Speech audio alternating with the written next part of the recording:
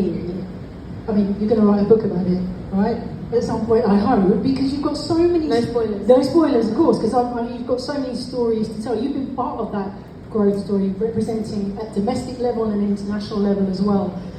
What do you remember about those early days? And also in terms of growth, visibility and attention, as well as telling your story, winning over hearts and minds compared, to today's world, that people want to know about you, as well as being a player, but a human being as well.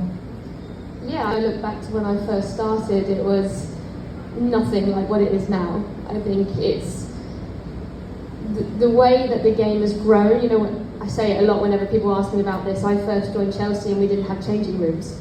We didn't have anywhere to get changed for training. We left our water bottles on the side. We went out and trained, and that was kind of it. We had to drive to use a gym, down the road. So when you look at it now and you see the facilities that are there and the opportunities that these girls have, and you see, we had one physio that was meant to take care of 30 players, and now you've got fully funded medical departments, and if you get injured, you're going for an MRI the next day. It's not taking 3 days to get booked in. These things that have improved over the time. But for me, it's just the professionalism has changed so much from when I played at Reading, for example. I was up at 5 a.m. to go to the gym and then work 9 till 5 and then go training 8 till 10 p.m, which is the case for many still female. So for me now to be able to go in at 9:30 and start my day rather than start at 5 o'clock in the gym, it's much nicer. The lion is everything. It's everything.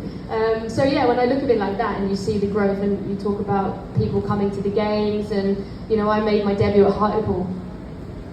And nothing against Hartlepool, it was amazing, loved it. It was obviously my debut for England, but you look at playing somewhere like Hartlepool and then you play Euros at Wembley. It's an incredible journey to have been a part of. I feel people willing you to want to do well and to really try and push you to the next level.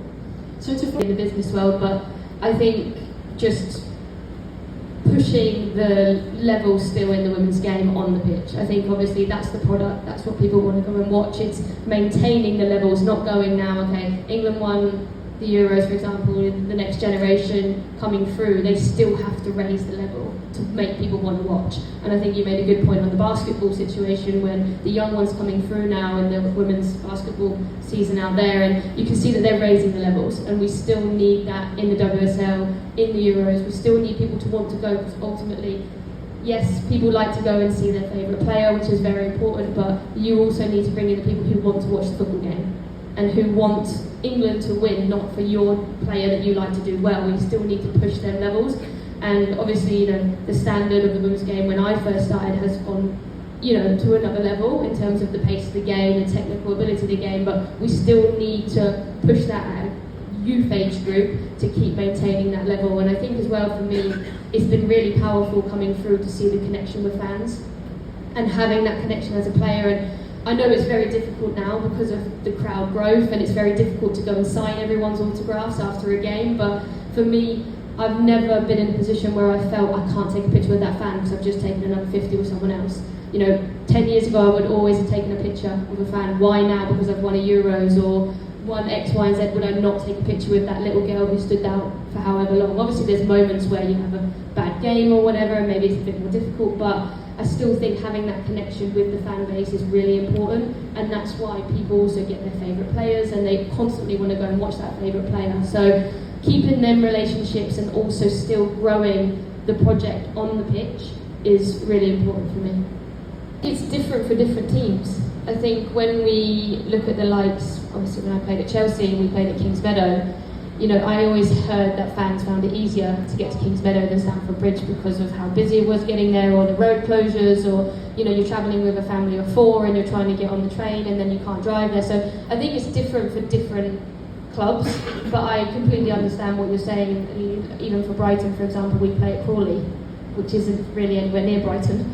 So, I think there's work to do in finding what's the best situation for everyone. Obviously, it's difficult. You can't just magically build a stadium somewhere that's going to help everyone. But I think, for me, that's where we have to really in tune and kind of get the fans in that will, as we spoke about earlier, travel to where you're going to play. It's not going to suit every single person of where these clubs play football, but you know, for me, if I'm looking as a family, for example, and I think this is a big thing to look at is, okay, do I take my family, like you said, to Leigh Sports Village, or do I wait until they're going to play at Old Trafford?